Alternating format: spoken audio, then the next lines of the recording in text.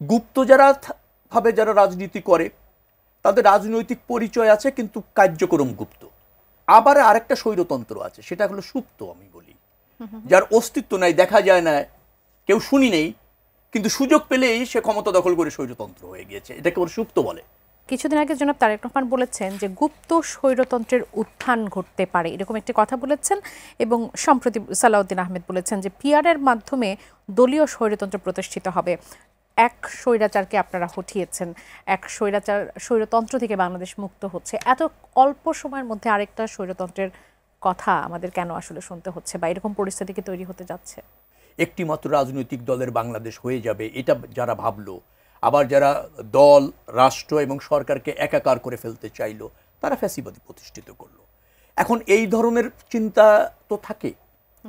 গুপ্ত ভাবে যারা রাজনীতি করে তাদের রাজনৈতিক পরিচয় আছে কিন্তু কার্যক্রম গুপ্ত, এরকম একটা গোষ্ঠী আছে। আবার আরেকটা স্বৈরতন্ত্র আছে, সেটা হলো সুপ্ত। আমি বলি যার অস্তিত্ব নাই, দেখা যায় না, কেউ শুনি নেই, কিন্তু সুযোগ পেলেই সে ক্ষমতা দখল করে স্বৈরতন্ত্র হয়ে গিয়েছে, এটাকে ওরা সুপ্ত বলে। গুপ্ত এবং সুপ্ত দুটোই আছে। আচ্ছা, এখন বাংলাদেশের মানুষ কি চায়? বাংলাদেশের মানুষ চায় একটা নির্বাচিত সরকার দেশ পরিচালনা করবে জনগণের রায়ের ভিত্তিতে, কারণ সে জনগণের প্রতিনিধিত্ব করবে, তাই তো, মেম্বার অফ পার্লামেন্ট হিসাবে। আবার সেই সংসদে জবাবদিহি থাকবে একটা নির্বাচিত সরকার। সেই প্রক্রিয়ায় যাদের অনীহা থাকে, সেই প্রক্রিয়ায় যাতে ফেস যারা করতে চায় না, যারা জনরায়ের উপর আস্থা রাখতে চায় না, ফ্যাসিবাদের পতনের পর ব্যক্তি গোষ্ঠীর ধারণাটাকে শিরোধার্য করে যে কোনো মূল্যে ক্ষমতায় থাকতে চায় বা অংশ হতে চায়। পিআরের মাধ্যমে কিভাবে স্বৈরতন্ত্র আবারও আসবে? পিআরের মাধ্যমে যে প্রক্রিয়া স্বৈরতন্ত্রটা হবে সেটা হচ্ছে যে জনগণ তো তার জনপ্রতিনিধি নির্বাচিত করতে পারছেন না। ধরেন আমি ভোট দিব, ভোট দিয়ে কি করব? আমার প্রতিনিধিত্ব করবে এরকম একজন ব্যক্তিকে আমি নির্বাচিত করব যিনি পার্লামেন্টে আমার প্রতিনিধিত্ব করবে, সে সুযোগ আমার নেই। তো একটা দলকে ভোট দেওয়া হলো, দল তার পছন্দের লোকগুলিকেই মেম্বার অফ পার্লামেন্ট করলেন, আমার প্রতিনিধিত্ব করার দায়িত্ব দিচ্ছে দল, আমার প্রতিনিধি আমি নির্বাচিত করতে পারছি না। জনগণের যে সংকট, সেগুলো আসলে সমাধান হচ্ছে না, সংকট সমাধান হচ্ছে না, জনগণের সাথে তার কোনো আন্তঃসম্পর্ক নেই, দায়বদ্ধতা না জনগণের কাছে নেই।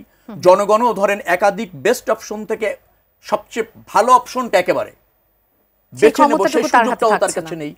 আবার ধরেন আগামীতে আমি ব্যর্থ হলে আবার জনগণের কাছে যাব, তো সেই সুযোগ আমার থাকছে না। যার ফলে জনগণ কি হচ্ছে, প্রত্যক্ষ ভোটে যদি আপনি জনপ্রতিনিধি নির্বাচিত না হয়, তাহলে জনগণের কাছে সরকার এবং জনপ্রতিনিধি দায়বদ্ধ থাকে না। জনগণের কাছে যখন কোনো ব্যক্তি, দল বা গোষ্ঠী দায়বদ্ধ থাকে না, সেই দল বা গোষ্ঠী যে কোনো সময় স্বৈরতন্ত্র হতে পারে, সেই সম্ভাবনাটা আপনারা দেখতে পাচ্ছেন। সেই আতঙ্ক থেকে বাইরে থাকে না যদি আপনি পিআর পদ্ধতির ওই জায়গাটার কথা বলেন। সেই জায়গা থেকে একটা ছোট্ট পরিসরে হয়তো আমাদের নেতা ওইভাবে বলেছেন।